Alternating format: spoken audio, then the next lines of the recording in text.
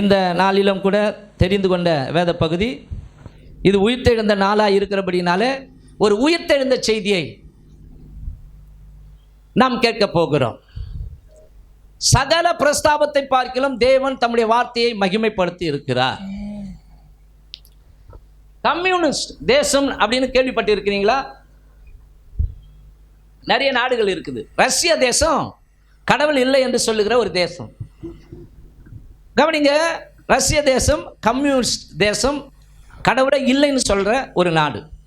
அந்த நாட்டில் கவனிங்க, ஒரு மிகப்பெரிய குழு, அந்த குழுவின் தலைவர் புத்தக கண்காட்சி ஒன்றை நடத்தினார். அப்படி புத்தக கண்காட்சி நடத்தும் பொழுது அங்கே உலகின் அத்தனை நாடுகளிலிருந்தும் மதிப்பு உடைய எல்லா புஸ்தகங்களும் கொண்டு வரப்பட்டது. அப்படியே ட்ராக் இருக்கும், அப்படியே அலமாரி மாதிரி அப்படியே வரிசையாக. அந்த நூலகெல்லாம் போய் பார்த்துருக்கீங்களா? யாருன்னா பார்த்தீங்கன்னா தெரியும். அப்படி அப்போது அங்கே இருந்த ஒரு பாஸ்டர், சரி ஏதாவது ஒரு ஆவிக்குரிய புஸ்தகம் கிடைக்குமா அப்படின்னு பார்க்கறதுக்காக உள்ளே போனார். பார்த்தா எல்லா புஸ்தகமும் அழகாக இருக்கிறது. அப்படியே சுற்றிக்கினே வந்தவர் பைபிள் அழகாக விரித்து வைத்திருக்கிறத பார்த்து சந்தோஷப்பட்டு வாவ் சூப்பர் அப்படின்னாராம். அந்த டைமில் தான் அதை நடத்துக்கிற அந்த மனுஷன் வந்து பக்கத்தில், உங்களுக்கு என்ன வேணும் சார் அப்படின்னும்போது, அவர் கடவுள் இல்லைன்னு சொல்கிறவர், சார் எல்லா புஸ்தகத்துக்கும் தூக்கலான ஒரு புஸ்தகமாக பைபிள் இருக்குது சார், பாருங்கள் சூப்பராக நீங்கள் மேலேயே வச்சுருக்கிறீங்க. அவனுக்கு உள்ளுக்குள்ளே எரிச்சல் வந்து தான் பக்கத்தில் இருந்த ஸ்டூலை எடுத்தானா, எடுத்து வச்சு ஏறி அந்த பைபிளை எடுத்து அடியில் வச்சுட்டானான். இப்போ என்னடா பண்ணுவேன், பைபிளுக்கு குறித்து அவ்வளோ வசதியாக பேசுகிறேன் அப்படின்னு. சார் சார் இப்போ கூட நீங்கள் சூப்பராக வச்சுருக்கிறீங்க சார், ஏன்னா எல்லா புஸ்தகத்துக்கும் அஸ்திபாரம் இந்த பரிசுத்த வேதாகமம் தான் அப்படின்னாரா. மறுபடியும் அவனுக்கு கோவம் வந்துச்சு, இருடாம் அவனை அப்படின்னு சொல்லிட்டு மறுபடியும் என்ன பண்ணாரான், அடியில் இருந்த புஸ்தகத்தை எடுத்து சென்ட்ரு பகுதியில் மையப்பகுதியில் வச்சுட்டாரான். மையப்பகுதியில் வச்சோடனே, சார் இப்போ பர்ஃபெக்டாக வச்சுருக்கிறீங்க, அப்படி பேயறிஞ்சா மாதிரி இப்போ என்ன சொல்ல போகிறான், எல்லா புஸ்தகத்துக்கும் மைய புஸ்தகம் இந்த பரிசுத்த வேதாகமா அப்படின்னு சொன்னாராம். அவர் மூஞ்சி ஒரு மாதிரி அச்சம் போயிட்டாராம். ஆமாம், இன்றைக்கி உலகத்திலேயே மிக அதிகமாய் விற்பனை செய்யக்கூடிய ஒரே நூல் பரிசுத்த வேதாகமம். பரிசுத்த வேதாகமம் ஜீவன் உள்ளது. ஏனென்றால் இதனுடைய தெய்வம் உயிரோடு கூட இருக்கிறார். கரங்களை நல்லா தட்டி, கை வலிக்க கைகளை தட்டி, உயிரோடு இருக்கிற ஆண்டவருக்கு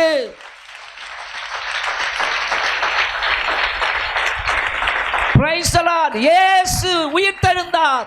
இயேசு மெய்யாகவே உயிர்த்தெழுந்தார். ஆமென். சொல்லலாமா அதை? நான் இயேசு உயிர்த்தெழுந்தார் அப்படின்னு சொல்லும் பொழுது வலது கரத்தை உயர்த்தி நீங்கள் அவருக்கு மகிமை செலுத்துங்க. நீங்கள் சொல்ல வேண்டிய வார்த்தை மெய்யாகவே உயிர்த்தெழுந்தார். ஓகே, இயேசு உயிர்த்தெழுந்தார். மெய்யாகவே உயிர்த்தெழுந்தார். இயேசு உயிர்த்தெழுந்தார். மெய்யாகவே உயிர்த்தெழுந்தார். இயேசு உயிர்த்தெழுந்தார். மெய்யாகவே உயிர்த்தெழுந்தார். Praise the Lord. ஹalleluya. அந்த தெய்வம் கொடுத்த பரிசுத்த வேதாகமத்திலிருந்து அவர் உயிர்த்தெழுந்த பகுதியை விளக்குகிற அந்த அதிகாரத்தை நாம் வாசித்து இந்த தியானத்தை நாம் தொடங்க போகிறோம். வாசிப்போம். மத்தேயு புஸ்தகம் 28ஆம் அதிகாரம் 1வது வசனத்திலிருந்து 6வது வசனம் வரைக்கும். ஓய்வு நாள் முடிந்து வாரத்தின் முதலாம் நாள் விடிந்து வருகையில் மகதலேனா மரியாளும் மற்ற மரியாளும் கல்லறையை பார்க்க வந்தார்கள். அப்பொழுது பூமி மிகவும் அதிரும்படி கர்த்தருடைய தூதன் வானத்திலிருந்து இறங்கி வந்து வாசலில் இருந்த கல்லை புரட்டி தள்ளி அதின் மேல் உட்கார்ந்தான். அவனுடைய ரூபம் மின்னல் போலவும் அவனுடைய வஸ்திரம் உறைந்த மழையைப் போலவும் வெண்மையாகவும் இருந்தது. காவலாளர் அவனுக்கு பயந்ததினால் திடுக்கிட்டு செத்தவர்கள் போல ஆனார்கள். தூதன் அந்த ஸ்திரீகளை நோக்கி, நீங்கள் பயப்படாதிருங்கள், சிலுவையில் அறையப்பட்ட இயேசுவை தேடுகிறீர்கள் என்று அறிவேன். அவர் இங்கே இல்லை, தாம் சொன்னபடியே உயிர்த்தெழுந்தார். கர்த்தரை வைத்த இடத்தை வந்து பாருங்கள். பலமாய் கையை தட்டி, அவர் இங்கே இல்லை, தாம் சொன்னபடியே உயிர்த்தெழுந்தார். கர்த்தரை வைத்த இடத்தை வந்து பாருங்கள். என கேட்டுக்கொண்டிருக்கிற அன்புள்ள தேவ ஜனங்களே, இந்த உலகத்திலே மாபெரும் ஞானிகள் பிறந்திருக்கிறார்கள், மாபெரும் மகான்கள் பிறந்திருக்கிறார்கள், செல்வாக்கு படைத்த மாபெரும் தலைவர்கள் தோன்றியிருக்கிறார்கள்.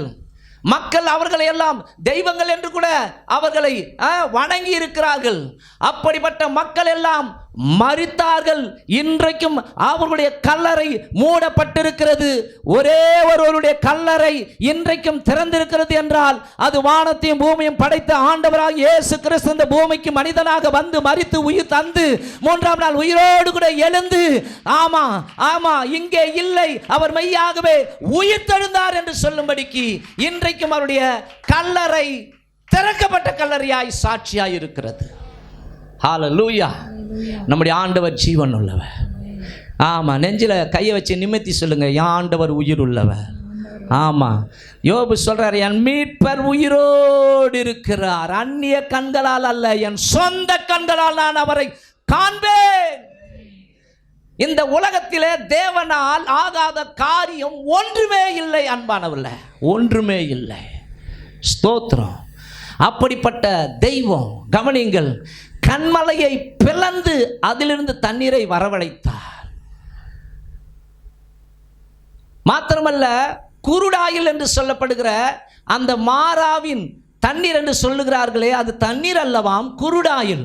அந்த குருடாயிலை ஜனங்கள் குடிப்பதற்கேற்ற மதுரமான தண்ணீராய் மாற்றினார். ஆண்டவர் இயற்கைக்கு மேல் அதிகாரம் படைத்தவராய் கடலிலே, கவனிங்கள், அந்த சீஷர்கள் பயந்து கொண்டிருந்த பொழுது அங்கே தோன்றி அங்கே நடந்து வந்து நான் தான், திடன் கொள்ளுங்கள் என்று சொல்லியிருக்கிறார்.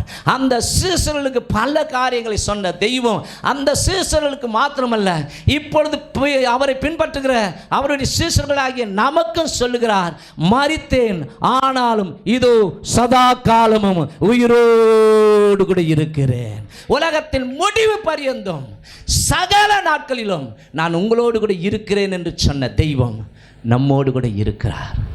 அவர் இங்கே இருக்கிறார். நம்ம மாம்சத்தில் இருக்கிறோம், அவர் ஆவியிலே இருக்கிறார். அவர் இல்லாத இடமே இல்லை. அவர் சர்வ வியாபி. சாத்தான் ஒரு இடத்துல தான் இருப்பான், ஆனால் எல்லா இடங்களிலும் இருக்கிறவர் சர்வ வியாபி, உயிர்த்தெழுந்த இயேசு கிறிஸ்து. ஆகவே அந்த தெய்வம் உயிரோடு கூட மாம்சத்தில் இருந்த நாட்களில் சொல்லுகிறார், மனுஷகுமாரன் அல்லது தேவகுமாரன் ஜீவனை கொடுக்கவும் அந்த ஜீவனை எடுக்கவும் அல்லது பெற்றுக்கொள்ளவும் அவருக்கு அதிகாரம் உண்டு என்று சொன்னார். ஜீவனை கொடுக்கவும் ஜீவனை எடுக்கவும் இயேசு கிறிஸ்துக்கு மாத்திரமே அதிகாரம் இருக்கிறது. ஆகவே இந்த காலை வேளையில் கடந்த நாட்களிலேயே நான் ஒரு சில காரியங்கள் யோசித்து, குட் ஃப்ரைடே மெசேஜ் இப்படி கொடுக்கணும், வியாகுல வேடம் மெசேஜ் இப்படி கொடுக்கணும், சண்டே சர்வீஸ் உயிர்த்தெழுந்த ஆராதனை வருகிறது, நாம் எப்படி பேசணும், ஆண்டவரே எனக்கு கொஞ்சம் யோசித்து, ஆண்டவரே யோசிக்கும் போது ஆண்டவரே எனக்கு உணர்த்துங்கப்பா, பேசின டைப்பாகவே பேசாதபடிக்கு. ஏன்னா ஒவ்வொரு வாரமும் கவனிங்க, இது உயிர்த்தெழுந்த செய்தினா அதில் மாறாது. குட் ஃப்ரைடே ஆராதனைனா அது வித்தியாசமாக தான் பேசும். ஒரு சுவிசேஷகர்னா கவனிங்க, ஒரு செய்தியை இங்கே சொல்லிட்டு சென்னைக்கு போய் இன்னும் அதே செய்தியை சொல்லிட்டு போய்க்கினே இருக்கலாம், அரக்கோணம் போயிட்டு அதே செய்தியை சொல்லிக்கின்னு போய்க்கினே இருக்கலாம், விழுப்புரத்தில் போயிட்டு அதே செய்தியை சொல்லிட்டு போய்க்கின்னு இருக்கலாம். அது அவங்க அங்கே இருக்கிற ஜனங்களுக்கு புதுசு. உங்களுக்கு நான் சொன்னால், பாஸ்டர் அரைச்ச மாவியை அரைச்சிக்கின்னு இருக்கிறாரு, அரைச்ச மாவியை அரைச்சிக்கின்னு இருக்கிறாரு, இதை போன வருஷம் கொடுத்துட்டாரு, இதை 6 மாதத்துக்கு முன்னாடி கொடுத்தாரு, இதை வீட்டு ஜப கொடுத்தல கொடுத்தாரு. அப்போ இருக்கிறதுலே பாசத்தில் தான் ரொம்ப கஷ்டம். ஹல்லேலூயா, ஆமென். ஆகவே கவனிங்கள், நம்முடைய ஆண்டவர் அநேக காரியங்களில் உயிரை கொடுத்திருக்கிறார். அதாவது அவர் உயிர் கொடுத்து அவர் உயிரோடு கூட இருந்தார். அது அவருக்கு பெரிய விஷயம் இல்லை, லேசான விஷயம். ஓகேவா? ஆனால் யோசித்து பார்க்கும் பொழுது பைபிளில் சில காரியங்கள் அது பார்த்தா 5-6 வருது. ஆனால் நான் நேரம் கருதி ஒரு 3 அல்லது 4 நான் சொல்லி உங்களுக்கு கற்றுக் கொடுக்க விரும்புகிறேன். அதன் மூலமாய் நமக்குள் விசுவாசம் பெருகுவதாக. ஆகவே இந்த செய்திக்கு ஒரு தலைப்பை நான் வைத்தேன். அது என்ன தலைப்பு என்றால், உயிர் இல்லாதவைகளுக்கு உயிர் தந்த கர்த்தர். உயிர் இல்லாதவைகளுக்கு உயிர் தந்த கர்த்தர். எழுதி கொள்ளுங்கள், உயிர் இல்லாதவைகளுக்கு உயிர் தந்த கர்த்தர். அப்படியா பாஸ்டர், உயிரே இல்லாதவைகளுக்கு உயிர் கொடுத்தாரா? அது எப்படி? எல்லாரும் வாங்க ஆதியாகமத்துக்கு போவோம். ஆதியாகமம் புஸ்தகம் 2ஆம் அதிகாரம் 7வது வசனம். தேவனாகிய கர்த்தர் தேவனாகிய கர்த்தர் மனுஷனை பூமியின் மண்ணினாலே உருவாக்கி ஜீவ சுவாசத்தை அவன் நாசியிலே ஊதினார். மனுஷன் ஜீவாத்மாவானான். ஆமா, பேனாவெல்லாம் கீழே வச்சுட்டு கையை தட்டி அவருக்கு மகிமையை செலுத்துவோமா? ஆண்டவர் மண்ணுக்கு உயிரை கொடுத்திருக்கிறாருமா. நல்லா கையை தட்டி glory to God, glory to Jesus. ஆமென். கவனிங்க, அவர் முதல் படைச்சதே பரலோகத்தின் உயிர்கள் தான். பரலோகத்தில் இருக்கிற தேவதூதர்கள், கேருபீன்கள், சேராபீன்கள், 4 ஜீவன்கள் இப்படி சொல்லப்பட்டிருக்கிறது. ஆனால் கோடான கோடி தேவதூதர்களை உருவாக்கின தெய்வம் அந்த தேவதூதர்களிலே 1/3 பங்கு வஞ்சித்து ஆண்டவருக்கு மேலாக தன்னை உயர்த்தின அந்த லூசிபருக்கு கட்டுப்பட்டபடினாலே கர்த்தர் அந்த 1/3 பங்கு தூதர்களை அடித்தார். அவர்கள் கீழே விழுந்தார்கள். இப்பொழுது அவர்கள் கவனிங்க, பேய்களாகவும் ஆவிகளாகவும் இருக்கிறார்கள். எங்கெல்லாம் ஆராதனைகள் நடக்கிறதோ, அதாவது தேவனுக்கு நடத்துகிற உண்மையான ஆராதனை அது வேறு. ஆனால் மனிதர்கள் எங்கெல்லாம் விக்கிரகத்தை வைத்து கும்பிடுகிறார்களோ அந்த விக்கிரகத்துக்கு பின்னால் அந்த விழுந்து போன ஆவிகள் வந்து நிற்கும், நம்பர்த்து நடக்க வைக்கும். நீங்கள் சிலது கேட்டால் கொடுக்கும். ஏன்னா அவைகளுக்கு ஆராதனை தொழுகை தேவையாயிருக்கிறது. எங்கெல்லாம் செத்தவங்க போட்டோ வச்சு கும்பிட்றாங்களோ அங்கெல்லாம் விழுந்து போன ஆவிகள் அசுத்த ஆவிகளாக கிரியை செய்து அவர்களை கட்டி வைத்திருக்கிறது. ஆமென். அப்போ ஆண்டவர் கவனியுங்கள், முழு உலகத்தையும் ஆண்டவர் பூமியினாலே ஜலத்தினாலே அடித்தார். அப்படியே இப்போ ஜலம் உலகத்தை மூடிக்கொண்டிருக்கிறது. அந்த சூழ்நிலையில் ஏதோ ஒரு நாள் மறுபடியும் சீர்கெட்ட உலகத்தை ஆண்டவர் தம்முடைய வார்த்தையினாலே புதுப்பித்தார். வானம், பூமி, அந்த பூமியில் அழகழகான செடிகள், மரங்கள், விலங்குகள், காட்டு விலங்குகள், நாட்டு விலங்குகள் பார்ப்பதற்கு அற்புதமாக இருக்கிறது. இப்பொழுது ஆண்டவர் யோசிக்கிறார், இந்த படைப்பை யார் ஆளுகை செய்வதற்கு கொடுக்கலாம் என்று யோசித்த பொழுது யோசிக்கிறார். அப்படி யோசிக்கும் பொழுது அவருடைய சிந்தனையில் உதித்தவர்கள் தூதர்கள் அல்ல, மண்ணா இருக்கிற மனிதர்கள் ஆகிய நாம் தான். அவருடைய சிந்தையில் உதிக்கப்பட்டதினால, அவருடைய சிந்தையில் உணர்த்தப்பட்டதினால ஆண்டவர் நமது சாயலின்படி, நமது ரூபத்தின்படி மண்ணிலிருந்து மனுஷனை உண்டாக்கி அந்த மண்ணான மனுஷனுக்கு ஜீவனை கொடுப்போம் என்று சொல்லி ஜீவ சுவாசத்தை அவன் நாசியிலே ஊதினார். அவன் மனுஷன் ஜீவ ஆத்துமாவாய் மாறினான். யோசிச்சு பாருங்க. அப்போ இந்த உலர்ந்த மண்ணுக்குள்ள, உயிரில்லாத மனுஷனுக்குள்ள ஆண்டவர் அழகாக செட்டப் பண்ணி படைச்சிட்டார். தம் சாயல், தம்முடைய ரூபத்தின்படி படைக்க சித்தம் கொண்ட தெய்வம் மண்ணை எடுத்து அழகாக பார்த்து செய்கிறார். கவனிங்க, அவர் கரத்தினாலே செஞ்ச விசேஷித்த ஒரே ஒரு படைப்பு இருக்குமானால் அது நீங்களும் நானும் தான். கையை தட்டி, ஆண்டவரே இந்த அன்புக்கு நாங்கள் என்ன கைமாறி செய்வோம்? ஆமாம், நம்மளை தான் பார்த்து உருவாக்கி இருக்கிறார். அப்போ அப்படி படைக்கப்பட்ட மண் அப்படியே படுத்துக்கினே இருக்குது. அந்த உலர்ந்த மண் அப்படியே படுத்துக்கினே இருக்குது. இப்போ ஆண்டவர் எதற்குள் ஜீவனை கொடுக்க வேண்டும் என்று சொல்லி அப்படின்னு ஊதினார். அவன் ஜீவ ஆத்துமாவாய் மாறினான். அவன் ஜீவ ஆத்துமாவாய் நல்லா வாழ்ந்து கொண்டிருக்க வேண்டிய மகா ராஜாவாய், மகா ராணியாக அந்த முழு பூமியையும் அந்த முழு உலகத்தையும் ஆண்டு கொண்டிருக்க வேண்டிய இந்த ஆதாமும் ஏவாளும் என்றோ ஒரு நாள் பிசாசு விரித்த வலையில் விழுந்தபடினாலே அவர்கள் மரித்தவர்களாய் போனார்கள். ஆண்டவர் சொன்னார், இந்த தோட்டத்தில் நீங்கள் ஜீவ விருட்சத்தின் கனியை புசித்து நீங்கள் என்றென்றைக்கும் சாகாதபடிக்கு ஜீவனோடு கூட இருக்கலாம். ஆனால் நன்மை தீமை அறியக்கூடிய அந்த மரத்தின் கனியை நீங்கள் சாப்பிடும் நாளில் சாகவே சாவீர்கள். அதைதான் பிசாசு வந்து பொய் சொல்லி ஏமாற்றி, இல்லை நீங்கள் சாக மாட்டீர்கள், நீங்கள் பழத்தை சாப்பிடும் நாளில் நீங்களும் தேவர்களை போல மாறிவிடுவீர்கள். தேவர்களைப் போல இருப்பீர்கள். அன்றைக்கு எப்படி அவன் அந்த பெருமையில விழுந்தானோ அதே பெருமையை கொண்டு மனுஷனை வீழ்த்தினான். பாவம் செய்து தேவனுடைய மகிமையை இழந்தார்கள். Praise God. தேவதூதர்கள் பாவம் செய்தார்கள், அவர்களுக்கு மன்னிப்பு இல்லை. மண்ணு பாவம் செஞ்சது, ஆனால் மண்ணுக்காக கர்த்தர் தம்முடைய ஜீவனையே கொடுத்தார். ஹல்லேலூயா, ஆமென். அப்போ முதல் மனுஷனும் முதல் மனுஷியும் கவனிங்க, ஆண்டவரால் உயிர்ப்பிக்கப்பட்டார்கள். ஆனால் அதை பிசாசு கெடுத்தாலும் வானத்திலிருந்து இறங்கின ஆதாம், பிந்தின ஆதாம் ஆகிய கர்த்தராகிய இயேசு கிறிஸ்து மரித்த மனிதர்களை தம்முடைய உயிர்த்தெழுந்த வல்லமையினாலே தம்மிடத்தில் வருகிற ஒவ்வொருவரையும் மறுபடியும் உயிர்ப்பிக்கிறார், மறுபடியும் உயிர் உள்ளவர்களாய் மாற்றுகிறார். இன்றைக்கு நீங்கள நானும் கவனிங்க உயிர் உள்ளவர்களாக இருக்கிறோம். வெளியே இருக்கிறவர்கள் உயிரோடு கூட இருந்தாலும் ஒன்று தெரியுமா, இயேசு இல்லாமல் இருக்கிற ஒவ்வொரு மனிதனும் மரித்த நிலைமையிலே இருக்கிறான். பைபிளில் வாசிப்போம். எபேசியர் புஸ்தகம் 2ஆம் அதிகாரம் 1வது வசனம். அக்கிரமங்களினாலும், கவனிக்கணும், அக்கிரமங்களினாலும் பாவங்களினாலும் மரித்தவர்களாய் இருந்த உங்களை உயிர்ப்பித்தார். கையை தட்டி ஆண்டவருக்கு புரிந்தா ஆமா ஆண்டவரே நன்றி.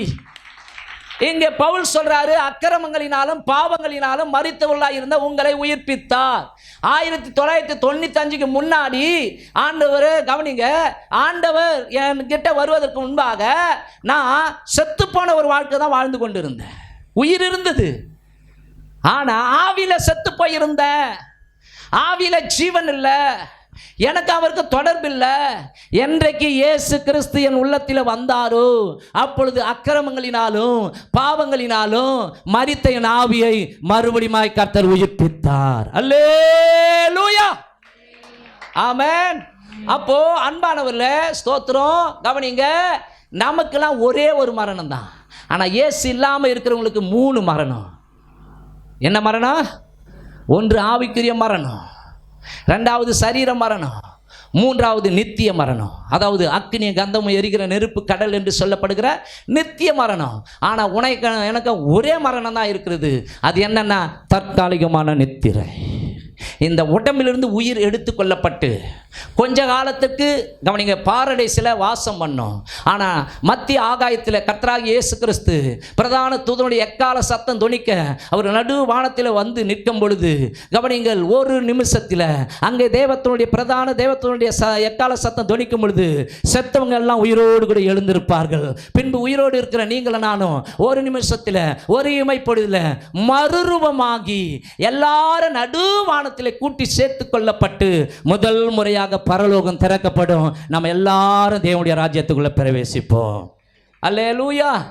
அப்போ அன்பானவர்கள, முதலாவது ஆண்டவர் அங்கே மண்ணை உருவாக்கி மண்ணுக்குள்ள உயிரை கொடுத்தார்.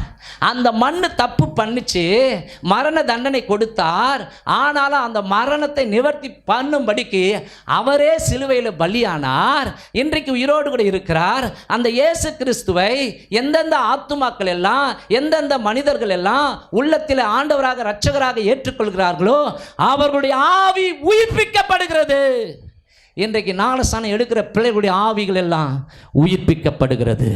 அவர்களுக்கும் தேவனுக்கும் உறவு, அப்பா பிள்ளை என்கிற உறவு ஏற்பட போகிறது. ஹல்லேலூயா. அப்போ முதலாவது காரியம், உலர்ந்த அல்லது மண்ணுக்குள் ஆண்டவர் உயிரை கொடுத்து ஒரு மனிதனாக மாற்றினார். 2வது, உயிர் இல்லாதவைகளுக்கு ஆண்டவர் உயிர் தந்தார். ஒரு கோலுக்குள் உயிர் வைத்தார் ஆண்டவர். உலர்ந்த கோலுக்குள் உயிர் தந்தார். வாசிக்கலாம், என்னாகமம் புஸ்தகம் 17ஆம் அதிகாரம் 8வது வசனம். மறுநாள் மோசே சாட்சியின் கூடாரத்துக்குள் பிரவேசித்த போது, மோசே சாட்சியின் கூடாரத்துக்குள் பிரவேசிக்கும் பொழுது இதோ லேவியின் குடும்பத்தாருக்கு இருந்த ஆரோனின் கோல் துளிர்த்திருந்தது. கையை தட்டலாமா? ஆரோனின் கோல் துளிர்த்திருந்தது. வெறும் தட்டிங்க, தட்டி தட்டி தட்டி காஞ்சி போன ஒரு குச்சி சொல்லணும்னா துளிர்த்திருந்தது. அது துளிர்விட்டு பூ பூத்து வாதுமை பழங்களை கொடுத்தது. Praise the Lord. கர்த்தரால் மாத்திரமே இந்த நிகழ்வு செய்ய முடியும். அது துளிர்விட்டு அது பூ பூத்து வாதுமை பழங்களை கொடுத்தது. இங்க என்ன ஒரு பிரச்சனை உண்டாவதுன்னா, அங்கே மோசேயும் ஆரோனும் சுமார் 20 லட்சம் மக்களை அவர்கள் கானான் தேசத்துக்கு வழிநடத்தி கொண்டு வரும் பொழுது அங்கே ஒரு சில கூட்டம் ஆரோனுக்கு எதிராக மோசேவுக்கு எதிராக முறுமுறுக்கிறார்கள். என்ன சபைக்கு உங்களை தான் மேலான ஆளா காட்டிக்கிறீங்க, உங்க கூட தான் கடவுள் பேசுவாரா, எங்க கூடலாம் கடவுள் பேச மாட்டாரா, நீங்க மிஞ்சி போறீங்க,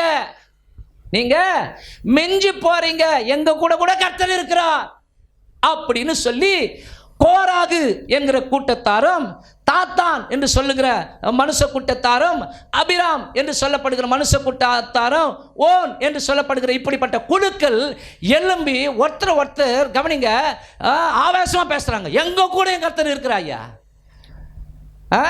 சபைக்கு பயம் காட்டுறீங்க, உங்க கூட தான் இருந்து கர்த்தர் அற்புதம் செய்யற மாதிரி. அந்த இடத்துல மார்பில அடித்துக் கொள்கிறார். போய் கவனிக்க கர்த்தருடைய சமூகத்தில் விழுகிறார் மோசே.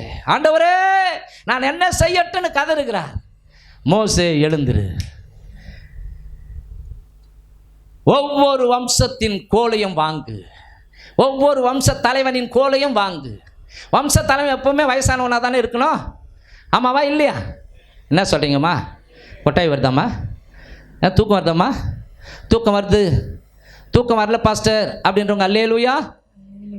அப்போ தூக்கம் வருது என்ன இன்னும் அல்லேலூயா எப்படி சொல்கிறீங்க? நான் என்ன சொன்னேன்? தூக்கம் வரலன்னு சொல்கிறவங்க அல்லேலூயா, தூக்கம் வருதுன்னு சொல்கிறவங்க அல்லேலூயா. அல்லேலூயா, ஓகே, சந்தோஷம். இப்படி தான் இருக்கணும். அப்போது எல்லாரும் ஒரு கோலை வச்சு, இந்த நாட்கள் பார்த்தீங்களா 70-80 வயசு தாத்தாக்கள்லாம் என்ன பண்ணுவாங்க, ஒரு தடி வச்சு, அதுக்கு எதுக்கு அது சப்போர்ட்டு, ஒரு 3வது காலுக்கு, ஒரு கால் சரியாக நடக்க முடியல, 2 காலம் அப்படியே ஒதுதுன்னா சப்போர்ட்டுக்கு என்ன பண்ணோம் வச்சு நடக்கணும், ஓகேவா? அது மாதிரி ஒரு தடி. பாஸ்டர் நான் தடியை பார்க்கவே இல்லை, தயவுசெய்து இப்போ தடியை காட்டுறீங்களான்னு மாத்திரம் கையெடுத்து உங்களை கும்பிட்டு கேட்டுக்கிறோமா அப்படிலாம் நீங்கள் கேட்காதீங்கன்னா, இன்னும் பாவம் தடியே நீங்கள் பார்த்ததில்லை, ரோட்டில் போய் பாருங்கள் சரியா? வயசான தாத்தா பாட்டி இருந்தாங்களாம் பாருங்கள். அந்த காலத்தில் நாங்கள் பார்த்துருக்குறோம். எங்கள் தாத்தா ஒரு தடியை வச்சுருப்பார். நாங்கள் இந்த கதவுலாம் ஏறி படிப்படியாக இருக்கும் இல்லையா, அதில் ஏறி அப்படியே கதவை தள்ளி ஒரு சொல்ல ஒட்டியாரவர் அந்த தடியை விசிறி அடிப்பார், ஓடிப்பிடுவோம். அது மாதிரி ஒரு தடி. இது 12 கோத்திரத்தின் தடிகளை வாங்குறாரு. உங்களுக்கு புரியறதுக்காக கோல்ன்றத தடின்னு மாற்றி உங்களுக்கு பேசுகிறேன், சரிங்களா? இப்போ ஆண்டவர் சொல்கிறார், ரூபன் கோத்திரமா அவங்க வம்ச தலைவனுடைய கோலை வாங்கு, பெஞ்சமின் கோத்திரமா அவங்க வம்சத்தின் தலைவன் கோத்திரத்தின் தலைவனுடைய அந்த கோலை வாங்கு, அப்புறம் லேவி கோத்திரமா வாங்கு, யோசேப்பு கோத்திரமா கோலை வாங்கு. இப்படி 12 கோள்கள். அந்த 12 கோள்களையும் கவனிங்க எங்கே வைக்கிறாங்க? படிமா என்னாகமம் புஸ்தகத்தில், என்னாகமம் புஸ்தகம் 17ஆம் அதிகாரம். மோசே சாட்சியின் கூடாரத்துக்குள் பிரவேசித்த பொழுது இதோ லேவியின் குடும்பத்தாருக்கு இருந்த ஆரோனின் கோல் துளிர்த்திருந்தது. அது துளிர்விட்டு பூ பூத்து வாதுமை பழங்களை கொடுத்தது. போதுமா? எங்க வைக்கிறாங்க? சாட்சியின் கூடாரத்துக்குள்ள வச்சுட்டு போயிடுறாங்க. மறுநாள் ஒரு ராத்திரி ஃபுல்லா இருக்குது. மறுநாள் வந்து பார்த்தா கவனிங்க, ஆரோனின் கோலுக்கு மாத்திரம் கர்த்தர் உயிர் கொடுத்து அந்த கோலிலே ஸ்தோத்திரம் துளிர்க்க செய்திருக்கிறார். இப்பொழுது கவனிங்க, பச்சை பசேல்னு மாறி இருக்குது முனையில். அது மாத்திரமல்ல, கவனிங்க, அது துளிர் விட்டு இருக்கிறது, பூ பூத்து இருக்கிறது. மாத்திரமல்ல, அது சாப்பிட்ற வாதுமை பழங்களை கொடுத்திருக்கிறது. புரிஞ்சா கையை தட்டி க்ளோரி டு காட். தெய்வமே நீர் மகிமையுள்ள தெய்வம். நான் சொல்லட்டுங்களா? அந்த உலர்ந்த தடியை போல உங்கள் வாழ்க்கை ஒருவேளை உலர்ந்து போயிருக்குமானால், ஆமென், விசுவாசியுங்கள். ஒரு கோலை துளிர்க்க செய்த ஆண்டவர் உங்கள் வாழ்க்கையை எதிர்காலத்தை துளிர்க்க செய்ய மாட்டாரா? உங்கள் வாழ்க்கையை எதிர்காலத்தை துளிர்க்க செய்ய மாட்டாரா? நிச்சயம் என்னை கேட்டுக்கொண்டிருக்கிற அன்பான சகோதரனே, இந்த ஆண்டுக்குள் உன் வாழ்க்கையை கர்த்தர் துளிர்க்க செய்வார். உன் சுகவாழ்வு சீக்கிரத்திலே துளிர்க்கும். உன் நீதி நிச்சயமாக விசாரிக்கப்படும், உனக்கு முன்பாக செல்லும், என் மகிமை உன்னை பின்னாலே காக்கும் என்று கர்த்தர் சொல்லி இருக்கிறார். அப்போ யோசித்து பார்க்கும் பொழுது கவனிங்க, இது மாஸ் மிராக்கிள், இது பயங்கரமான ஒரு அற்புதம். சாதாரண ஒரு கோல், சாதாரண ஒரு காஞ்சி போன தடி, ஆமாம், அந்த லேவியின் கோத்திரத்தில் இருந்த அந்த ஆரோனின் கோல். மற்ற 11 பேர் கூட கர்த்தர் இல்லை. நான் என்ன சொல்ல வருகிறேன் என்றால், உயிர்த்தெழுந்த ஆண்டவருடைய வல்லமை உங்களோடு கூட இருக்குமானால், உயிர்த்தெழுந்தவருடைய வல்லமை உங்களோடு கூட இருக்குமானால், கவனிங்கள், மரித்து போன அப்படிப்பட்ட நிலைமையில தான் என் வாழ்க்கை இருக்குது அப்படின்னு நினைச்சு கொண்டு இருந்தாலும், எல்லாமே தொலைச்சிக்கின்னு போதுங்கய்யான்னு நீங்க நினைச்சாலும், நான் எல்லாத்தையும் இழந்துட்டேயான்னு சொன்னாலும் இல்லை, மறுபடியும் கர்த்தர் ஒரு புதிய தொடக்கத்தை உங்களுக்கு கொடுப்பார். மறுபடியும் கர்த்தர் உங்களுக்கு புதிய ஒரு ஆரம்பத்தை கொடுப்பார். அந்த கோல் எப்படி துளிர்த்ததோ அதே போல உங்க வாழ்க்கையில பொருளாதாரம் என்கிற அந்த காரியத்தை துளிர்க்க செய்வாராக, பூ பூக்க செய்வாராக, பழங்களை கொடுக்க செய்வாராக. நிச்சயமாகவே முடிவு உண்டு. சோர்ந்து போகாதீங்க. நம்ம செத்து போனவர் கடவுளை ஆராதிக்கவில்லை. மரித்து 3ஆம் நாள் உயிரோடு கூட எழுந்து வாக்கு கொடுத்த இறைவன், உலகத்தின் முடிவு பரியந்த நான் உங்களோடு கூட இருக்கிறேன் என்று சொன்ன தெய்வத்தோடு கூட நாம் வாழ்ந்து கொண்டிருக்கிறோம். அவர் நம்ம கூட இருக்கிறார். ஹல்லேலூயா, ஹல்லேலூயா, ஆமென். ஆகவே ஆண்டவருக்கு எதிராக மாத்திரம் முறுமுறுக்காதீங்க. தேவனுடைய வார்த்தைக்கு எதிராக அவிசுவாசமாக பேசினா முறுமுறுப்புக்கு அடையாளம் எங்கே செஞ்சார்? என் தலையெழுத்து, நான் மாட்டிக்கின்னு முடிக்கிறேன். இல்லைம்மா, தேவரீர் சகலத்தை செய்ய நீர் வல்லவரா இருக்கிறீர். நீ செய்ய நினைத்திருக்கிறது ஒன்று தடைப்படாது. என்னை கொண்டு போட்டாலும் என் நம்பிக்கை உங்கள் வார்த்தை மேலே இருக்கும். என் நம்பிக்கை உங்கள் உயிர்த்தெழுந்த வல்லமை மேலே இருக்கும். நான் என்னை கொண்டு போட்டாலும் என் பரிசுத்த ஆவியானவரை நான் சார்ந்து கொள்வேன். அவர் என்னுடைய வாழ்க்கையை துளிர்க்க செய்வார். அவர் என்னுடைய வாழ்க்கையை ஆசீர்வதிப்பார். அல்லேலூயா, ஆமென். நிச்சயமாக உங்களுடைய வாழ்வு துளிர்க்க ஆரம்பிக்கும். திருமண நிகழ்வுகள் இந்த வருஷம் முடிவதற்குள்ளாகவே, உண்மையாக சொல்கிறேன், மெய்யாக சொல்கிறேன், ஆமாம், நீங்கள் முடிப்பீங்க. நிகழ்த்து காட்டுவார் கர்த்தர். இந்த சன்னிதானத்தில் நின்று, இங்கே நடுவில் நின்று, ஆமாம், இந்த மக்களுக்கு முன்பாக கர்த்தர் தம்முடைய மகிமையான அற்புதத்தை அவர் உங்களுக்கு செய்கிறபடினாலே சாட்சியாய் சொல்ல வைப்பார். அல்லேலூயா.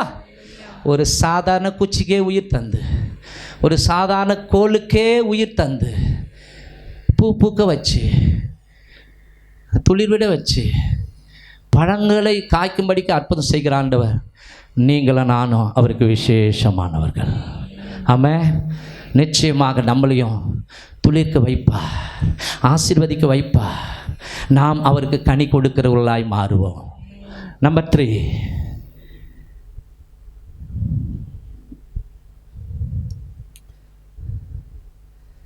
செத்துப்போன கர்ப்பப்பைக்கு உயிர் தந்தா, அல்லது உலர்ந்த வயிற்றுக்குள்ள ஆண்டவர் உயிர் தந்தா. வாசிக்கலாம். ஆதியாகமம் புஸ்தகம் 18ஆம் அதிகாரம் 11வது வசனத்திலிருந்து 14வது வசனம் வரைக்கும். ஆபிரகாமும் சாராளும் வயது சென்று முதிர்ந்தவர்களாய் இருந்தார்கள். அம்மா கவனிங்க, ஐயா கவனிங்க, வயது சென்று, இந்த அம்மாவுக்கு 90 வயசு, அந்த ஐயாவுக்கு 100 வயசு நெருங்க போகுது. ஸ்திரீகளுக்குள்ள வழிபாடு சாராளுக்கு நின்று போயிற்று. அட்டென்ஷன் ப்ளீஸ், அந்த வார்த்தையை குறித்து கொள்ளுங்கள். அந்த பெண்களுக்கு ஏற்படுகிற 3 நாள் பிரச்சனை அடியோடு நின்று போயிற்று. ஆகையால் சாராள் தன் உள்ளத்திலே நகைத்து, அங்க என்ன சொல்றாருன்னா, ஆண்டவர் இப்படி அவன் சரீரம் செத்து போச்சு. ஒரு ஒரு ஒரு நான் இப்போ இந்த வார்த்தையை பயன்படுத்துவதற்காக நீங்கள் தவறாய் நினைக்க வேண்டாம். அவனுக்கு பாலுணர்வே இல்லை, செத்து போச்சு. பாலுணர்வே இல்லை, செத்து போச்சு.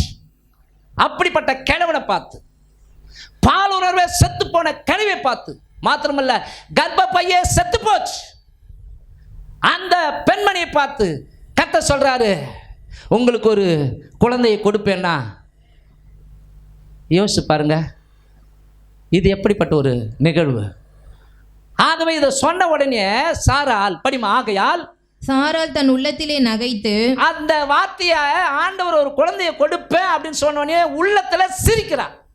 உள்ளத்துல சிரிச்சதுனால தான் கர்த்தரும் கேட்குறார், நீ சிரிச்ச? இல்லை ஆண்டவரே, நான் சிரிக்கல.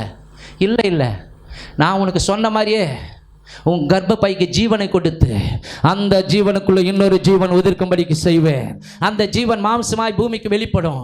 அந்த மாம்சமாய் வெளிப்படுகிற அந்த மாம்சத்துக்கு நீ ஈசாக்கு என்று பேர் வை, சிரிப்பு என்று பேர் வை, புன்னகை என்று பேர் வை. ஈசாக்கு என்றால் என்ன அர்த்தம்? சிரிப்பு அல்லது புன்னகை. ஏன்னா இவன் சிரிச்சிட்டா, அதையே வைக்க சொல்றாரு ஆண்டவர். குத்தி காட்டுறார் ஆண்டவர். நீ நக்கல் அடிச்சல்ல, நீ சிரிச்ச அல்ல, கெட்டு போகிறவர்களுக்கு, அற்புதங்களை நக்கல் அடிக்கிறவர்களுக்கு, சபைக்கு போகிற ஜனங்களை நக்கல் பண்ணுறவங்களுக்கு அது பைத்தியமாய் தெரியும். நம்புகிற பிள்ளைகளுக்கு அது பலனாய் மாறுகிறது. ஆமென். அப்போ உள்ளத்திலே நகைத்து, நான் கிழவியும், கவனிக்கணும், நான் கிழவியும் என் ஆண்டவன் முதிர்ந்த வயதுள்ளவருமான பின்பு எனக்கு இன்பம் உண்டாயிருக்குமோ சொல்றாங்க பாருங்க. எனக்கு மகிழ்ச்சி, அதாவது எனக்கு பாலுணர்வு உண்டாயிருக்குமோ என்றால் அப்பொழுது கர்த்தர் ஆபிரகாமை நோக்கி சாராள் நகைத்து நான் கிழவியா இருக்க, நான் ஆண்டவரே, நான் கிழவி ஐயா, நான் கிழவி. அதாவது கொஞ்சம் கற்பனை பண்ணி பாருங்கம்மா, கற்பனை பண்ணி பாருங்க. 80 வயசு கிழவியை நீங்கள் பார்த்து குழந்தை பிறக்கன்னா தட்டியாலே அடிப்பீங்க நீங்கள். நான் பார்த்து 80 கர்த்தர் உங்களுக்கு ஒரு குழந்தைய கொடுப்பாருன்னா ஒரு தடி எடு, இந்த பாஸ்டா இவன் உர்றாம்பாரு எப்படி நிறைய இப்படி தான் விட்டு ஜனங்களை என்ன பண்ணுறான், ஏமாத்துறான் அப்படின்னு சொல்லுவாங்க. ஆனால் இது நான் சொல்லலை, இது கர்த்தர் சொல்கிறார். கையை தட்டி அவருக்கு மகிமை செலுத்துவோம். ஆமென். அவன் சொல்றா, நான் கிழவியா இருக்க பிள்ளை பெறுவது மெய்யோ என்று சொல்வானேன். கர்த்தரால் ஆகாத காரியம் உண்டோ? உற்பவ கால திட்டத்தில் உன்னிடத்திற்கு திரும்ப வருவேன். சவால் விடுறார் ஆண்டவர், மறுபடியும் திரும்பி வருவேன். அப்பொழுது சாராளுக்கு ஒரு குமாரன் இருப்பான் என்றார். அவர் சொன்னபடியே ஆயிற்று. மறுபடியும் வந்த பொழுது கவனிங்க, கையிலே பால் குடிக்கிற குழந்தையை வைத்து கொண்டிருக்கிறார். அல்லேலூயா. இது யாராலங்க முடியும்? இது யாரால முடியும்? இயேசு கிறிஸ்துவால் மாத்திரமே முடியும். அல்லேலூயா. ஆமென். திருநெல்வேலி மாவட்டம், அங்கே ஒரு குக்கிராமம் இருந்தது. அந்த குக்கிராமத்திலே 3 நாள் கன்வென்ஷன் கூட்டத்தை தேவ மனிதன் வைத்திருந்தார். முதல் நாள் கூட்டம் சிறப்பாய் முடிந்தது. 2வது நாள் கூட்டம் சிறப்பாய் முடிந்தது. 3வது நாள் கூட்டம் நிறைய ஜனங்கள், அற்புதங்கள் நடந்தது, அடையாளங்கள் நடந்தது. கவனிங்க, அதை வச்சு நடத்துகிற ஒரு போதகர், அவரை ஒரு இளம் தம்பதியினர்கள் அணுகினார்கள். அவர்கள் கவனிங்கள், இயேசு கிறிஸ்துவை ஏற்றுக்கொண்டவர்கள் அல்ல, மற்ற சமுதாயத்து மக்கள், அதாவது கவனிங்க, வேற்று மதத்தின் தம்பதிகள். அவர்களுக்கு ஆசை, இந்த மனுஷனுக்கு ஒரு நைட்டு நாம் டின்னர் கொடுக்கணும். அந்த ஊரில் அவங்க நல்ல வசதி படைத்தவர்கள். பாஸ்டர் வந்து அணுகிறாங்க. பாஸ்டரும் இங்கே சர்ச்செலாம் நடத்தி கொண்டு இருக்கிறோம், இவங்க வர ஊழியக்காரர் வர சொல்கிறாங்களே, சந்தோஷமாம்மா, இந்த இரவு நீங்கள் டின்னர் ரெடி பண்ணுங்கள், நான் ஐயாவை அழைத்து கொண்டு வருகிறேன். அவங்க டின்னர் ரெடி பண்ணிட்டாங்க. ஊழியத்தெல்லாம் முடிச்சுட்டு ஒரு 9:30 மணிக்கு வீட்டுக்கு போனாங்க.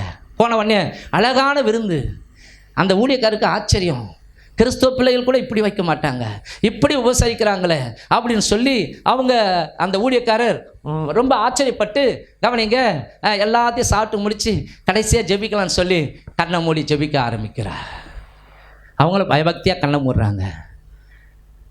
பரலோகத்தின் பிதாவே, ஆண்டவராகிய இயேசு கிறிஸ்துவ நாமத்தின் மூலமாக இந்த தம்பதிகளுக்காக நன்றி. ஊழியக்காரனாகிய என்னை ஆண்டவரே, இவர்கள் இந்த 3வது நாளிலே இந்த கிராமத்தில் என்னை அழைத்து இவர்கள் நல்ல ஒரு உணவு கொடுத்தார்கள். நன்றி அப்பா, இவர்களை நான் ஆசீர்வதிக்கிறேன்னு சொன்னவர் கொஞ்சம் ஆவியில் நிரம்ப ஆரம்பித்தாராம்.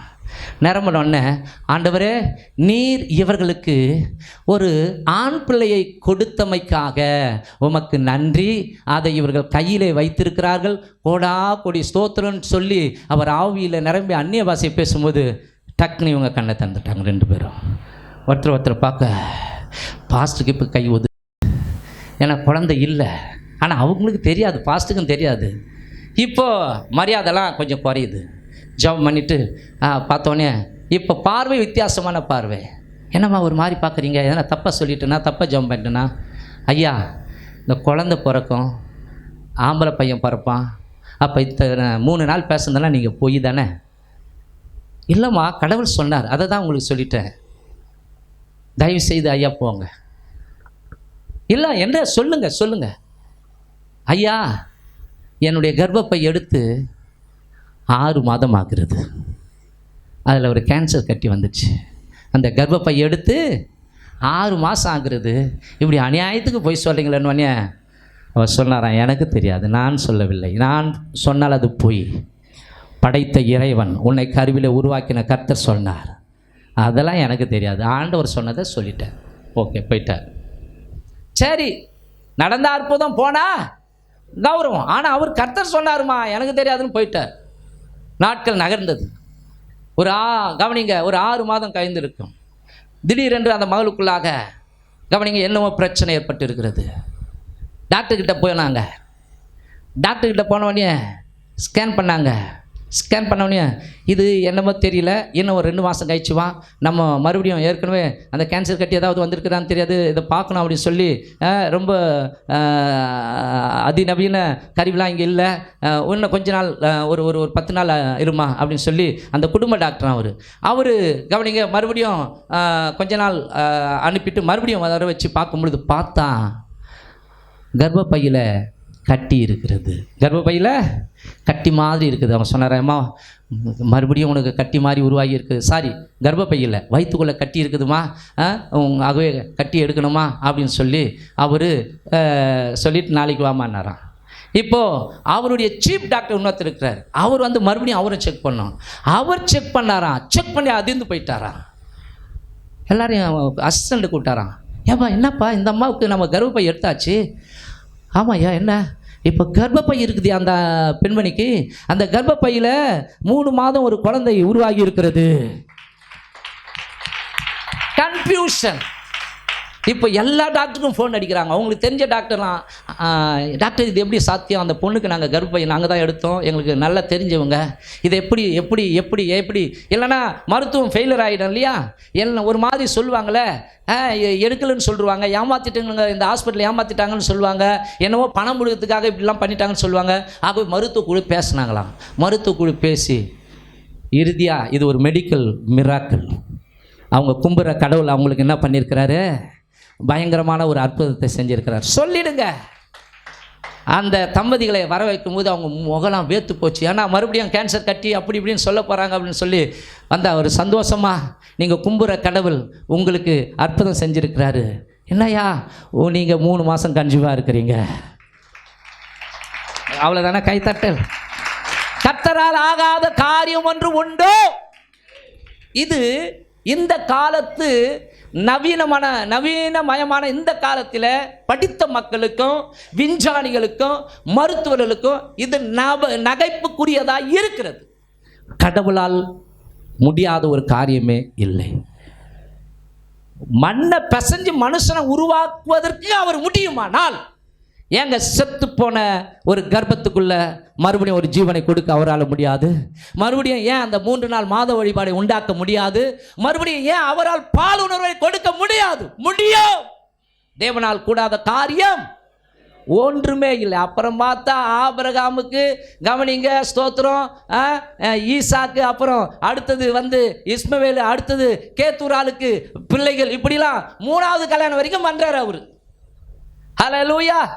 நீங்கள் நெட்டில் கூட போயிட்டு பெர்னார்ட் பிளஸிங்னு அடிங்க. பெர்னார்ட் பிளஸிங்னு அடிங்க. கவனிங்க, அவங்க சாட்சி சொல்லுவார். அவர் அவங்க மனைவிக்கு கர்ப்பப்பை எடுத்தாச்சு. இன்றைக்கும் உயிரோடு கூட இருக்கிறார். கர்ப்பப்பை எடுத்தாச்சு. ஆனால் ஜெபம் பண்ணாங்க, கர்ப்பப்பை உருவாச்சு. அந்த கர்ப்பப்பை உருவாகி ஒரு பெண் குழந்தை பிறந்தது. இன்றைக்கி அந்த பிள்ளை தீர்க்கதரிசி. இது கவனிங்க இணையதளத்தில் இருக்கிறது. ஆமாம், பொய் இல்லை, கட்டுக்கதை அல்ல, இது உண்மை சம்பவம். அப்போ இவங்க சந்தோஷப்பட்டாங்க, பிள்ளையை பெற்றுக்கொண்டார்கள்.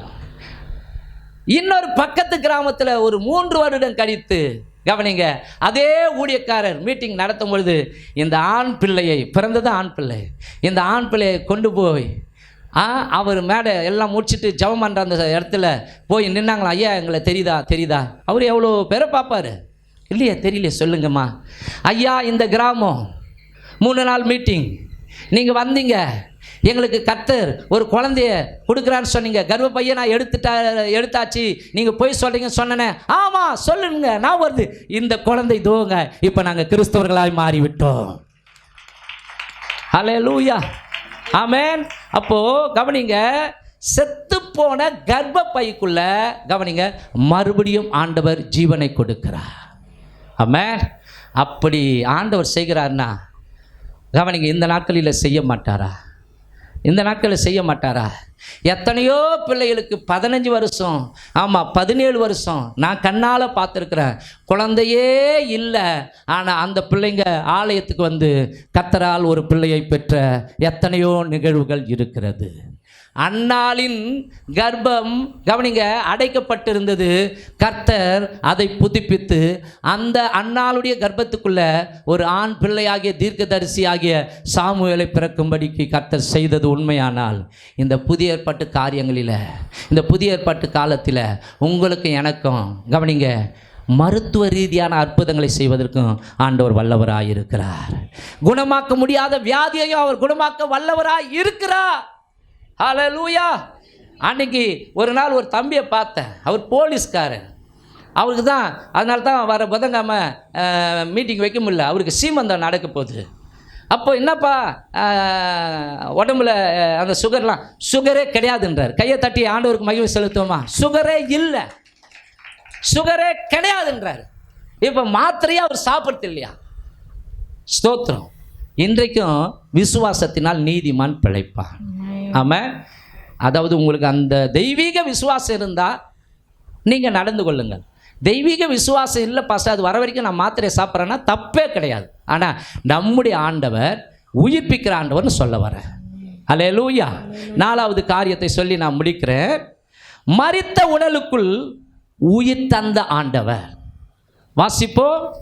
யோவான் புஸ்தகம் 11ஆம் அதிகாரம் 39வது வசனத்திலிருந்து 45வது வசனம் வரைக்கும் வாசிக்க கேட்போம். அப்பொழுது வீட்டிலே அவளுடனே கூட இருந்து, யோவான் புஸ்தகம் 11ஆம் அதிகாரம் 39லிருந்து 45 வரைக்கும். இயேசு கல்லை எடுத்து போடுங்கள் என்றார். மரித்தவனுடைய சகோதரியாகிய மார்த்தாள் அவரை நோக்கி, ஆண்டவரே, இப்பொழுது நாருமே 4 நாள் ஆயிற்றே என்றால். செத்து போன பாடி 4 நாள் ஆயிடுச்சு, அடக்கம் பண்ணியாச்சு. அங்கே வந்து இயேசுனார் நிற்கிறாரு லாசரு பாகத்துக்காக. உள்ள லாசருடைய பாடி இருக்குது. நாருமே கப்படிக்குமே கல்லை புரட்டி போடுங்கன்றீங்களே அப்படின்னு சொல்லும் பொழுது ஆண்டவர் உரையாடுகிற வார்த்தையை தான் நம்ம இப்போ படிக்கிறோம். படிமா. இயேசு அவளை நோக்கி, நீ விசுவாசித்தால் தேவனுடைய மகிமையை காண்பாய் என்று நான் உனக்கு சொல்லவில்லையா என்றார். அப்பொழுது மரித்தவன் வைக்கப்பட்ட இடத்தில் இருந்த கல்லை எடுத்து போட்டார்கள். இயேசு தம்முடைய கண்களை ஏறெடுத்து, பிதாவே, நீர் எனக்கு செவி கொடுத்தபடியினால் உம்மை சோஸ்தரிக்கிறேன். நீர் எப்பொழுதும் எனக்கு செவி கொடுக்கிறீர் என்று நான் அறிந்திருக்கிறேன். ஆனாலும் நீர் என்னை அனுப்பினதை சூழ்ந்து நிற்கும் ஜனங்கள் விசுவாசிக்கும்படியாக அவர்கள் நிமித்தம் இதை சொன்னேன் என்றார். இவைகளை சொன்ன பின்பு, லாசருவே, வெளியே வா என்று உரத்த சத்தமாய் கூப்பிட்டார். அப்பொழுது மரித்தவன் வெளியே வந்தான். கைகளை தட்டுவோமா? மரித்தவன் வெளியே வந்தான். அவன் கால்களும் கைகளும் பிரேத சீலைகளினால் கட்டப்பட்டிருந்தது. அவன் முகமும் சீலையால் சுற்றப்பட்டிருந்தது. இயேசு அவர்களை நோக்கி இவனை கட்டவிழ்த்து விடுங்கள் என்றார். உயிரோடு கூட எழுந்து நிற்கிறவனை கட்டவிழ்த்து விடுங்கள் என்றார். இப்ப செத்து போன லாசரு கவனிங்க, இங்கெல்லாம் நம்மளாம் புதைக்கிறோம் இல்லையா? யூதர்களுடைய கலாச்சாரத்தில் கவனிங்க, அவங்க கல்லறை வெட்டி கல்லறைக்குள்ளே வச்சுட்டு ஒரு ரவுண்டு கல் இருக்கும். அந்த ரவுண்டு கல்லை கொண்டு வந்து அடைச்சிடுவாங்க. அது உள்ள பாடி இருக்கும். அப்போ இயேசு கிறிஸ்து வராரு. மரிச்ச அன்னைக்கு வரலை. அப்புறம் வந்து 4 நாள் ஆயிடுச்சு. அவர் வரத்துக்கு 4 நாள் ஆயிடுச்சு. வந்த உடனே அக்கா தங்கச்சி மார்த்தாள் மரியாள் அழறாங்க. ஆண்டவரே, நீங்கள் இருந்தால் அப்படி நடந்திருக்குமானும் போது இயேசு அவர்களோடு கூட கண்ணீர் விட்டார் என்று சொல்லப்படுகிறது. ஏன்னா அது அவங்களுடைய அவிசுவாசத்துக்காக, ஒருவேளை அவங்களுடைய அவநம்பிக்கைக்காக ஒருவேளை அவர் அழுது இருக்கலாம். அவங்கள அழைத்து கொண்டு போய் லாசருவை எங்கே வச்சிருக்கிறீங்க அப்படின்னு, ஆண்டவரே கப்படிக்குமே அப்படின்றாங்க. அப்போ சொல்கிறாரு, நீ விசுவாசித்தால் தேவனுடைய மகிமையை காண்பாய் என்று உனக்கு நான் சொல்லவில்லையா அப்படின்னு சொல்லி லாசருடைய கல்லறை இருக்கிற இடத்துல போய் பேர் சொல்லி அழைக்கிறாருங்க. லாசருவே, வெளியே வா. கொஞ்சம் கற்பனை பண்ணி பாருங்க. உயிரை கொடுக்கிறவரும் அவர் தான், உயிரை எடுக்கிறவரும் அவர் தான். இப்போ உயிரை கொடுக்கிறார். லாசருவே வெளியே வா. அந்த வார்த்தை அப்படியே போய் இந்த சேலெல்லாம் சுற்றி இருக்குது, காலெல்லாம் கட்டி வச்சிருப்பாங்க. அந்த சரீரத்துக்குள்ளே பாய்ந்த உடனே கவனிங்க, அவன் அப்படியே கண்ணெல்லாம் மூடி தலையெல்லாம் சுற்றி வச்சுருப்பாங்க அந்த சேலையால். அப்படியே பாடி எழுந்துக்குச்சு. எழுந்து இப்படி நடந்து வருது. அல்லேலூயா, இப்படி தான் நடந்து வந்திருக்கோம். இப்போ கவனிங்க, அந்த கல்லை பற்றி விட்ட உடனே மகிமை இப்போ வெளியே இருக்கிறவங்களாம் பார்த்து ஆண்டவர் மேல் விசுவாசம் வச்சு ஆண்டவருக்கு மகிமை செலுத்துகிறாங்க. இப்போ இப்படி தான் வந்திருக்கணும், ஏன்னா கையெல்லாம் கட்டப்பட்டு இருக்கிறது. அப்போ கர்த்தர் சொல்கிறாரு, அவனுடைய கட்டை கட்டவிழ்த்து விடுங்கள். அல்லேலூயா. அப்போது செத்து போன ஒரு உடம்புக்குள்ள ஜீவனை அனுப்பி அவன் ஜீவனோடு கூட எழுந்திருக்க தெய்வம் அனுக்கிரகம் பாராட்டுகிறார். இது மாத்திரமல்ல, கவனிங்க, எலிசா என்கிற ஒரு மனுஷன், கவனிங்க, அவர் எலியாவை விட 2 மடங்கு அற்புதங்களை செஞ்சவர். மாத்திரமல்ல, செத்துட்ட பிறகு அற்புதம் செஞ்ச ஒரு உலகத்தில் ஒருவர் உண்டுனா அது எலிசா மாத்திரமே. கை தட்டி தேவனை மயப்படுத்துவோமா? செத்துட்டா அற்புதம் செய்ய முடியுமா? எஸ், முடியும். கவனிங்க, இப்போ இந்த செத்து போன இந்த எலிசா என்கிற ஊழியக்காரனை தூக்கின்னு வராங்க. தூக்கின்னு வரும்பொழுது தூரத்தில் எதிரிகளுடைய தண்டுனா இராணுவம் வருது. இவங்க பயந்து ஏற்கனவே ஒரு பிரேதம் இருக்கிற அந்த கல்லறைக்குள்ள திறந்து தூக்கி போட்டு இவங்க பாட்டு தப்பிச்சு ஓடிட்டாங்க.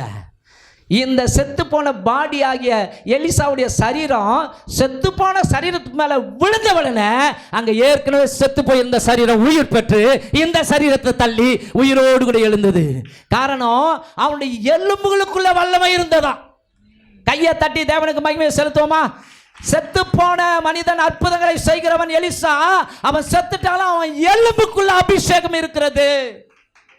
எசேக்கியா புஸ்தகத்தின் 37ஆம் அதிகாரத்தை பார்க்கும் பொழுது அங்கே எசேக்கியேல் தீர்க்கதரிசியை பார்த்து ஆண்டவர் சொல்றாரு, இந்த இந்த இந்த இந்த உலர்ந்த எலும்புகள் எல்லாம் உயிர் அடையுமா அப்படின்னு ஒன்னே, ஆண்டவரே அது உமக்கே தெரியும்.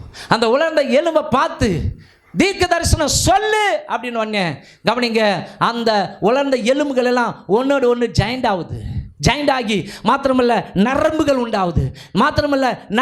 உண்டாகி கவனிங்க, எலும்புகள் உண்டாகி நரம்புகள் உண்டாகி தோள்கள் உண்டாகி சதைகள் உண்டாகி தோள்கள் உண்டாகி அப்படியே மனுஷனா உண்டாகி ஒன்று எழுந்து நிற்குது. மகா பெரிய சேனையாய் திரளாய் எழுந்து நிற்கிறது. இது கடவுளால் மாத்திரம்தான் முடியும். ஆமென். இந்த உலகத்தில் கடைசியில் ஆண்டவர் எல்லாரையும் உயிரோடு கூட எழுப்ப தான் போகிறாரு. கிறிஸ்துக்குள் மற்றவனையும் எழுப்ப போகிறாரு. மாத்திரமல்ல, கிறிஸ்து இல்லாமல் செத்தவங்களே உயிரோடு கூட எழுப்ப போகிறாரு. ஜட்ஜ்மெண்ட்டில் அவங்களுக்கு நியாய தீர்ப்பு கொடுக்க, நித்திய நியாய தீர்ப்பு வழங்க உயிரோடு கூட எழுப்பத்தான் போகிறாரு. ஹல்லேலூயா, ஆமென். அப்போது கவனிங்க, செத்து போன ஒரு சரீரத்துக்குள்ளே உயிரை கொடுத்த ஆண்டவர் இப்போ நடக்குமாங்க? இப்போவும் நடக்கிறது. வட மாநிலங்கள்லாம் அனாவசியமாக நடக்குது. கடந்த காலங்களில் அண்ணன் அகஸ்டின் ஜெபக்குமார் அவர்களுடைய செய்தி ஒன்று கேட்டேன். அவருடைய ஊழியத்தின் மிஷினரிகளில் ஒருத்தர் ஒரு வட இந்திய கிராமத்தில் போய் கைப்பிரதியை கொடுக்க ஆரம்பித்து, இயேசு ஜீவிக்கிறார், இயேசு அற்புதங்களை செய்கிறார், வருத்தப்பட்டு பாரம் சுமக்கிறவர்களே நீங்கள் இயேசு வண்டையில் வரும்பொழுது இயேசு உங்களுக்கு சமாதானத்தை கொடுப்பார் இப்படின்னு சொல்லும் பொழுது அங்கே எதிர்ப்பாளர்கள் இருந்தார்கள். டக்குன்னு அவரை பிடிச்சிட்டாங்க. அப்படி சொல்லி கைப்பிரதி கொடுக்கும்போது டக்குன்னு பிடிச்சிட்டு அடிக்கலாம் இல்லையா, உங்கள் இயேசு உயிரை தருவாரா? ஆமாம். செத்தவங்களை உயிரோடு கூட எழுப்பாரா? ஆமாம். வா மகனே. எங்கே கொண்டு போகிறாங்கன்னா பக்கத்து தெருவில் ஒரு பாட்டி அம்மா செத்து போயிருக்குதான். இங்கே வந்து நிறுத்தி இப்போ இது உயிரோடு கூட எழுப்பு, உன் இயேசுனார் உண்மையான கடவுள் நாங்கள் நம்புகிறோம். இவருக்கு கை கால்லாம் ஒதுர ஆரம்பிச்சு தான். ஒரு பேச்சுக்கு சொன்னோன்னா உள்ள சொல்கிறதுக்கு வருதான். இல்லை அதாவது இல்லைன்னு சொல்லிட்டு எஸ்கேப் ஆகிறதுக்கு இல்லைன்னு சொன்னால் அடிப்பானுங்க, பொழப்பானுங்க. ஏன்டா இப்படிலாம் டுபாக்குரா நீங்கள் போய் பேசுகிறீங்கன்னு சொல்லி. இப்போ நீ இந்த பாட்டியை எழுப்பில் அவன் கையில் ஒரு கட்டையை எடுத்துக்கலாம், எழுப்பு பார்க்கலாம். நான் எழுப்புறேன். ஒரு பக்கெட் தண்ணி வேணும், ஒரு பக்கெட்டு தண்ணி வேணும், ஒரு பக்கெட்டு தண்ணி கொண்டு வந்துட்டாங்க. ஒரு பாட்டில் எண்ணெய் வேணும். உள்ளுக்குள்ளே இவருக்கு பயம், எப்படிடா தப்பிக்கலாம். ஓகே, எண்ணெய் ஊற்றிட்டாரு. எல்லாம் அப்படியே கண்ணை தந்து பார்த்துக்கிட்டு இருந்தா, தடியெல்லாம் கீழே போடுங்க, போட்டாச்சு. எல்லாம் கண்ணை மூடுங்க, அப்போ தான் ஜபம் பலிக்கும். எல்லாரும் கண்ணை மூடினாங்களாம். இவர் ரெடி ஆகிட்டார் ஓடுறதுக்கு. இந்த பகுதியில். ஏன்னா இப்போ சத்தம் அவங்களுக்கு ஜெபிக்கிற சத்தம் இந்தியில் ஜெபிக்கிற சத்தம் கேட்கணும்ல. அவர் என்ன பண்ணார், அந்த தண்ணியை எடுத்து, பிதாவே ஆண்டவராக இயேசு கிறிஸ்துவின் நாமத்தின் மூலமாக இந்த பக்கெட்டில் இருக்கிற என்ன இந்த காலம் இந்த தண்ணி இருக்கா, நான் ஜெபம் பண்ணுறேன், இந்த தண்ணியை ஆண்டவரை உங்கள் ரத்தமாய் மாற்றினீர், சோத்திர ஆண்டவரே. இப்பொழுதும் ஆண்டவரை இந்த தண்ணியை இந்த பாட்டியம்மா மேலே ஊற்றும் பொழுது ஆண்டவரை நீங்கள் அவரை உயிரோடு கூட எழுப்ப போவதற்காக சோத்திரம் சொல்லிட்டு அப்படி ஊற்றிட்டு ஓடுறா பாருங்க. அவ்வளோதான், கண்ணை முடிக்கிற ஆண்டவரை என்னை காப்பாற்றுங்க ஓட உடனே துரத்தினே வராங்களா. இவரோட பின்னங்கால் பிடரில் அடிக்க, ஐயோ ஆண்டவரே என்னை காப்பாற்றுங்கப்பா, இன்னைக்கு மாட்டினா செத்தேன் அப்படின்னு ஓடிக்கினே இருக்கும்போது பின்னாடி ஓடி வந்து தோலை புடிச்சிட்டாங்களா. ஐயோ அவளா செத்தனா அப்படின்னு கத்த ஆரம்பிச்சும் போது, ஐயா பாட்டி அம்மா உயிரோடு கூட எழுந்துட்டாங்க ஐயா, இனி உங்க தெய்வமே இயேசுவே மெய்யான தெய்வம். ஒரு பயந்தாங்கொல்லி அவிசுவாசமா உயிரை காப்பாற்றிக்கலான்னு சொல்லி ஜபம் பண்ணி மூஞ்சில் அந்த பாட்டியம்மா மூஞ்சில் அந்த பாடியில் ஊற்றிட்டு தப்பிக்கிறதுக்கு ஓடின அந்த மனுஷனுடைய ஜபத்தை கேட்டே கர்த்தர் அற்புதம் செய்வாராண்டால். விசுவாசம் நிறைந்த ஜபம் பிணியாளியை சொஸ்தமாக்கும். ஹல்லேலூயா. நீதிமான் செய்யும் ஊக்கமான வேண்டுதல் மிகுந்த பலன் உடையதா இருக்கிறது. நீங்களும் நானும் ஜபம் பண்ணா செத்து போன நிலைமையில, எதுல, ஆவியில, பாவ வாழ்க்கையில செத்து போய் கிடக்குறாங்களே, விக்கிரக ஆராதனையில செத்து போய் கிடக்குறாங்களே, உலக பாரம்பரியத்தில் செத்து போய் கிடக்குறாங்களே.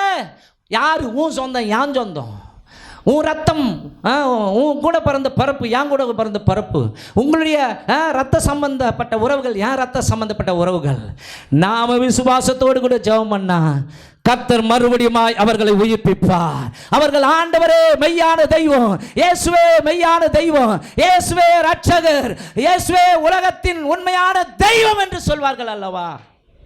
ஹல்லேலூயா, ஆமென். ஆகவே இன்றைக்கும் இயேசு கிறிஸ்துவின் உயிர்த்தெழுந்த வல்லமை அரிய பெரிய காரியங்களை செய்து கொண்டு தான் இருக்கிறது. ஆனால் நாம் அதை வாஞ்சிக்காம நாம் ஏனோ தானு ஒன்றா ஒரு பிரயோஜனமும் இல்லை. நான் சாகிறதுக்குள்ளே ஏதாகிலும் செய்யணும் ஆண்டவரை, என் மூலமாக உங்கள் நாம மகிமைப்படணும். நான் பிறந்ததுக்கு ஒரு நோக்கம் உண்டு, நிச்சயம் ஆண்டவரே நீர் இந்த பூமிக்கு என்னை அனுப்பினதுக்கு ஒரு நோக்கம் உண்டு, அந்த நோக்கம் நிறைவேறட்டும். என் மூலமா உம்முடைய உயிர்ப்பிக்கிற வல்லமை புறப்பட்டு போகட்டும். இப்படி வாஞ்சியாக இருக்கிற பிள்ளைகளை எடுத்து ஆசீர்வதித்து அவர்களை பயன்படுத்துவதற்கு தெய்வமும் வாஞ்சியோடு கூட இருக்கிறார். எத்தனை பேர் ஆமன் சொல்றீங்க? எழுந்து நிற்கலாமா?